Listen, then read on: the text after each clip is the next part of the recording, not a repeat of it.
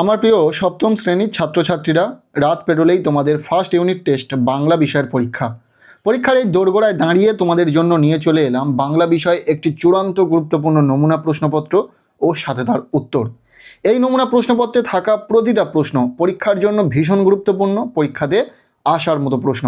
কাজেই তোমরা যারা বাংলা পরীক্ষাতে দুর্দান্ত রেজাল্ট করতে চাইছো, অবশ্যই এই নমুনা প্রশ্নপত্রে থাকা ছোট বড় প্রতিটা প্রশ্নই খুব ভালো করে পড়ে রাখো। এখান থেকে বেশ কিছু প্রশ্ন তোমাদের পরীক্ষাতে হুবহু কমন আসতে চলেছে। সো আমরা প্রশ্নপত্রটিকে একদম প্রথম থেকে দেখে নেব। শুরুতেই রয়েছে একের দাগ, বলা হচ্ছে সঠিক উত্তরটি বেছে নিয়ে লেখো যে কোনো দুটি। এখানে দুটি এমসিকিউ টাইপ প্রশ্নের উত্তর লিখতে হবে। 2 নম্বর রয়েছে, প্রশ্নপত্রে 3টি প্রশ্ন পাবে। প্রথম প্রশ্ন, পাগলা গণেশের বয়স কত? উত্তর হবে 200 বছর। এরপর দ্বিতীয় প্রশ্ন, চোখ বুজে খোকন দেখেছিল? উত্তর হবে অপশান ক, হাসি মাখা চোখ। 1.3 প্রশ্ন, ছোটবেলায় রামকিঙ্কর তুলিতে ব্যবহার করতেন? উত্তর হবে ছাগলের ঘাড়ের লোম।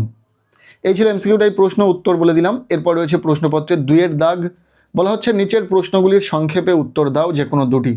এখানে এসএকিউ টাইপ প্রশ্ন রয়েছে, 2টি প্রশ্নের উত্তর লিখতে হবে 2 নম্বর। 3টি প্রশ্ন পরীক্ষাতে পাবে। এখানেও উত্তর আমরা করে দিয়েছি, দেখে নাও। প্রথম প্রশ্ন, রাষ্ট্রপুঞ্জের মহাসচিব গণেশের ডেরায় এসে কি বলেছিলেন? উত্তর হবে রাষ্ট্রপুঞ্জের মহাসচিব গণেশকে জানিয়েছিলেন যে গণেশের কবিতা ও গানের প্রভাবে পৃথিবীর মানুষ আবার কাঁদতে হাসতে শুরু করেছে এবং তারা গান কবিতা শিখতে চায়। এরপর দ্বিতীয় প্রশ্ন, গার্ল অ্যান্ড দ্য ডগ ছবিটি কোন রঙে কে এঁকেছিলেন? উত্তর হবে এই ছবিটি প্রখ্যাত শিল্পী রামকিঙ্কর বেইজ সাদা কালো তেলে এঁকেছিলেন। নেক্সট 2.3 প্রশ্ন, মেঘের ছবি আঁকতে গিয়ে খোকন বেকুব হয়ে গেল কেন? উত্তর হবে খোকন যখন মেঘের ছবি আঁকছিল তখন মেঘের আকার দ্রুত বদলে গিয়ে হাতির আদলে অন্য কিছু হয়ে গিয়েছিল। প্রকৃতির এই পরিবর্তনের সাথে তাল মেলাতে না পেরেই খোকন বেকুব হয়ে গিয়েছিল। এসএকিউ টাইপ প্রশ্ন শেষ, উত্তর বলে দিয়েছি। এরপর রয়েছে প্রশ্নপত্রের 3 দাগ, বলা হচ্ছে নিচের প্রশ্নগুলির সংক্ষেপে উত্তর দাও যে কোনো দুটি। এখানে 2 মার্কের প্রশ্ন রয়েছে, 2টি প্রশ্নের উত্তর লিখতে হবে, টোটাল 4 নম্বর। যে প্রশ্নগুলি এখান থেকে খুব ভালো করে তোমাদেরকে পড়তে হবে, দেখে নাও। প্রথম প্রশ্ন, পাগলা গণেশ গল্পে যে সকল উড়ান যন্ত্রের উল্লেখ আছে সেগুলির পরিচয় দাও।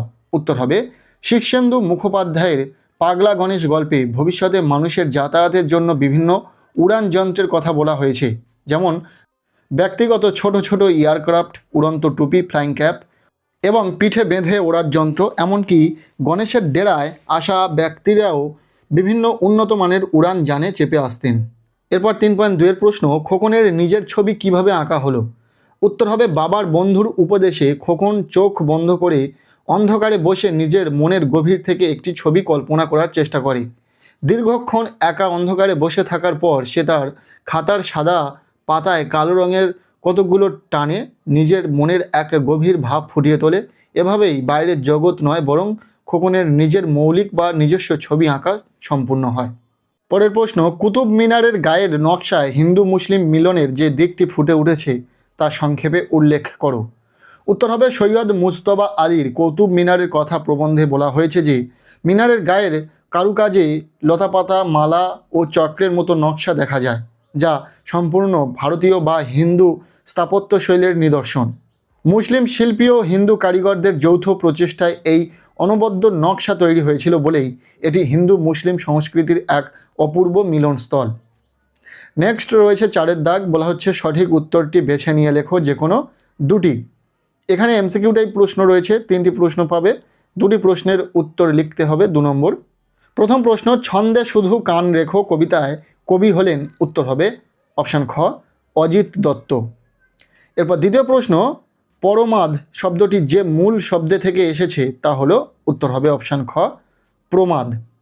ইম্পর্টেন্ট রয়েছে, খুব ভালো করে তোমরা প্রশ্নগুলি দেখে রাখো। এরপর 3 নম্বর প্রশ্ন, সাধিতে মনের ড্যাশ? উত্তর হবে সাধ। এরপর রয়েছে প্রশ্নপত্রের 5 দাগ, বলা হচ্ছে নিচের প্রশ্নগুলির সংক্ষেপে উত্তর দাও যে কোনো দুটি। এখানে এসএকিউ টাইপ প্রশ্ন রয়েছে, 3টি প্রশ্ন পরীক্ষাতে পাবে, যার মধ্যে থেকে 2টি প্রশ্নের উত্তর তোমাদেরকে লিখতে হবে। প্রতিটি প্রশ্নের মান 1 নম্বর করে, টোটাল 2 নম্বর। আমরা প্রশ্নগুলি উত্তর সহ দেখে নেব। প্রথম প্রশ্ন, পাখি সব করে রব উদ্ধৃত অংশটি কার লেখা? কোন কবিতার অংশ? উত্তর হবে উদ্ধৃত অংশটি মদনমোহন তর্কালঙ্কারের লেখা, এটি তার বিখ্যাত প্রভাত বর্ণন কবিতার অংশ। এরপর দ্বিতীয় প্রশ্ন, সেই ধন্য নরকুলে, নরকুলে ধন্য কে বা কারো? উত্তর হবে মাইকেল মধুসূদন দত্তের বঙ্গভূমির প্রতি কবিতা অনুযায়ী সেই ব্যক্তি নরকুলে ধন্য যাকে লোকে মনে রাখে এবং যার গুণগান লোকে সর্বদা করে। এরপর রয়েছে 4.3-এর প্রশ্ন, ছন্দ শোনা যায় না কো, কখন ছন্দ শোনা যায় না? উত্তর হবে অজিত দত্তের ছন্দহীন বা ছন্দে শুধু কান রেখো কবিতা অনুযায়ী যদি মনে দ্বন্দ্ব থাকে বা মন দিয়ে শোনা না হয় তবে জগতের সমস্ত ছন্দ শোনা যায় না। নেক্সট রয়েছে 6-এর দাগ, বলা হচ্ছে নিচের যে কোনো দুটি প্রশ্নের উত্তর দাও। এখানে 2 মার্কের প্রশ্ন রয়েছে, দুটি প্রশ্নের উত্তর লিখতে হবে 4 নম্বর।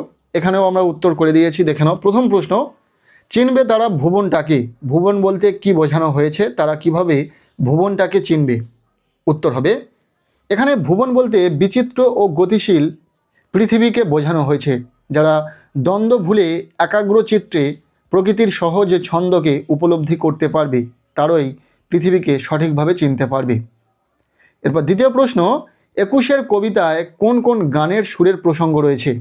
উত্তর হবে আশরাফ সিদ্দিকীর 21-এর কবিতায় ভাটিয়ালি, মুর্শিদি জারি ও শাড়ি গানের সুরের প্রসঙ্গ রয়েছে।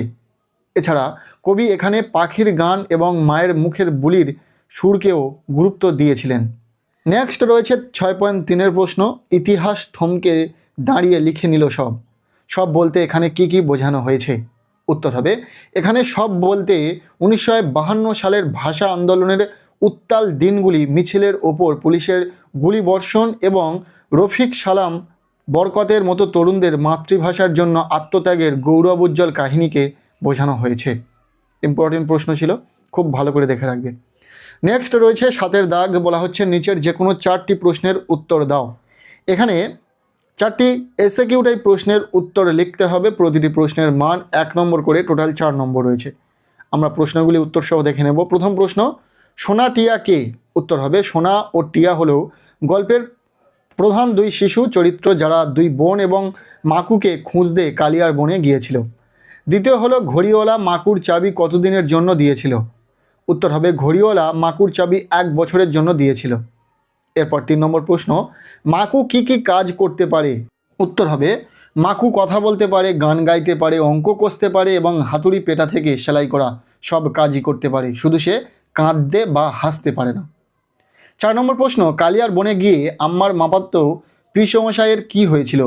উত্তর হবে কালিয়ার বনে গিয়ে আম্মার মামাতো পিসমশাই 7 দিন পর যখন ফিরেছিলেন তখন তার মাথার চুল খাড়া হয়ে গিয়েছিল এবং তিনি সব কথা ভুলে গিয়ে শুধু হুঁ হুঁ করতেন।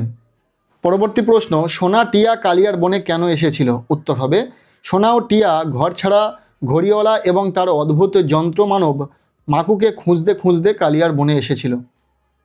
এরপর 7.6-এর প্রশ্ন, আম্মা টিয়ার উপর রেগেছিল কেন? উত্তর হবে টিয়া পড়াশোনা না করে বা অন্য কোনো দুষ্টামি করার জন্য গল্পের শুরুতে দুধের স্বর বা খাওয়ার বায়না করার মতো বিষয় আম্মা তার উপর রেগে গিয়েছিলেন। নেক্সট রয়েছে 8-এর দাগ, বলা হচ্ছে সঠিক উত্তরটি বেছে নিয়ে লেখো যে কোনো 4টি। এখানে 4টি এমসিকিউ টাইপ প্রশ্ন রয়েছে, আমরা 4টি প্রশ্নই উত্তর সহ আলোচনা করে দেব। প্রথম প্রশ্ন, কোনটি তদ্ভব শব্দ? এগুলির মধ্যে সঠিক উত্তর হবে কানাই। দ্বিতীয় হচ্ছে চিংড়ি হলো একটি ড্যাশ, উত্তর হবে খাঁটি দেশি শব্দ। নেক্সট, চা চিনি লুচি এই শব্দগুলি কোন ভাষা থেকে এসেছে? উত্তর হবে চীনা। মুন্ডমাল শব্দের নামকরণ করেন? উত্তর হবে সুকুমার সেন। 8.5-এর প্রশ্ন, ট্রাম, মাস্টার, লাইব্রেরি এই শব্দগুলি কোন ভাষা থেকে এসেছে? উত্তর হবে ইংরেজি।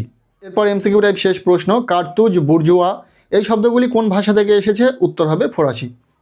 নেক্সট রয়েছে 9-এর দাগ, বলা হচ্ছে নিচের যে কোনো 6টি প্রশ্নের উত্তর দাও। এখানে এসএকিউ টাইপ 6টি প্রশ্ন রয়েছে, প্রতিটি প্রশ্নের মান 1 নম্বর করে, টোটাল 6 নম্বর। যে প্রশ্নগুলি এখানে রয়েছে উত্তর সহ দেখে নাও। প্রথম প্রশ্ন, অর্ধ তৎসম কাকে বলে?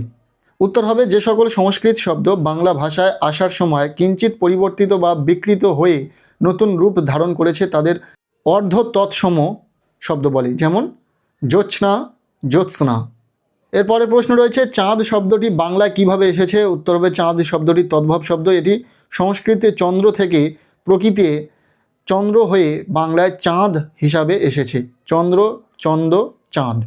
নেক্সট 9.3 প্রশ্ন, বাংলা বানানে কি এবং কি ব্যবহারের পার্থক্য কী? কষায় কি কথায় ব্যবহার হবে? যে প্রশ্নের উত্তর হ্যাঁ অথবা না দিয়ে দেওয়া যায়, যেখানে কি বসে। যেমন তুমি কি খাবে। এরপর কয় দীর্ঘই কি কোথায় বসে? যে প্রশ্নের উত্তর বিস্তারিত দিতে হয় সেখানে কয় দীর্ঘই কি বসে। যেমন তুমি কি খাবে। এরপর 9.4 প্রশ্ন, মিশ্র শব্দ কাকে বলে? উদাহরণ দাও। উত্তর হবে ভিন্ন ভিন্ন ভাষায় শব্দের মিলনে যে নতুন শব্দ তৈরি হয় তাকে মিশ্র বা সংকর শব্দ বলে। উদাহরণ হেড পণ্ডিত, ইংরাজি যুক্ত তৎসম শব্দ। এরপর হাট বাজার, বাংলা প্লাস ফরাসি দুটো ভাষার মিলিয়ে এই হাট বাজার শব্দটি এসেছে। এরপর 9.5 প্রশ্ন, ধামা ঢোল কোন ধরনের শব্দ? ধামা ঢোল হলো খাঁটি দেশি শব্দ।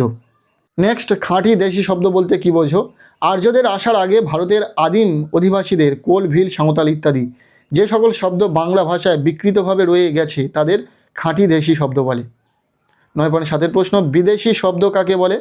উত্তর হবে রাজনৈতিক, বাণিজ্যিক বা ধর্মীয় কারণে ভারত তথা বাংলায় আগত ভিনদেশি মানুষের মুখের যে সকল শব্দ বাংলা শব্দভাণ্ডারে স্থান করে নিয়েছে তাদের বিদেশি শব্দ বলে। যেমন আলমারি, চেয়ার, কাগজ ইত্যাদি। এরপর শেষ যে প্রশ্নটি রয়েছে এই প্রশ্নপত্রে, দুটি মুন্ডমাল শব্দের উদাহরণ দাও। দুটি মুন্ডমাল শব্দের উদাহরণ হলো ভিআইপি, লসাগু।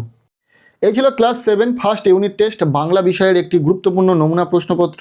এই প্রশ্নপত্রে থাকা প্রতিটা প্রশ্নই পরীক্ষার জন্য ভীষণ ইম্পর্টেন্ট, পরীক্ষাতে আসার সম্ভাবনা রয়েছে। কাজেই প্রতিটা প্রশ্ন তোমরা খুব ভালো করে পড়ে রাখো, এখানে থাকা প্রতিটা প্রশ্নই পরীক্ষাতে আসতে চলেছে।